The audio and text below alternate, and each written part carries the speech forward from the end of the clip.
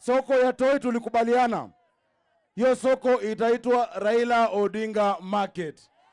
Hiyo ilipitishwa kwa County Assembly ya Nairobi. Tayari walishapitisha iitwe Raila Odinga. Jambo ya Wanubi. Jamii ya Wanubi na shamba ya Makina, Your Excellency, serikali ilifanya jambo la maana.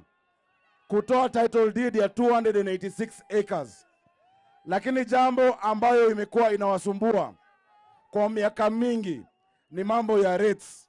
Na rates ambayo ilikuwa imekaa 86 million inaenda hadi 90 million shillings. Your Excellency, cabinet ya Nairobi iko na nguvu kuwasamehea hiyo milioni yote 86.